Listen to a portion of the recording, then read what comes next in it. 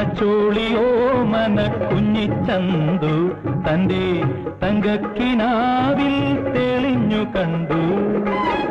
കൈക്കുള്ളിലാക്കുവാൻ മോഹിച്ചു ദാഹിച്ചു കൈപ്പിള്ളിപ്പാച്ചനും കിനാവു കണ്ടു. വളർപട്ടണം മൂപ്പൻ മൂസാക്കുട്ടി വടവട്ടം മലയിലെ പൊങ്ങൻ ചെട്ടി മയങ്ങുമ്പോൾ ദിവസവും മനസ്സിലെത്തി മാമംഗലം പൊന്നേ മറിമാൻ കുട്ടി.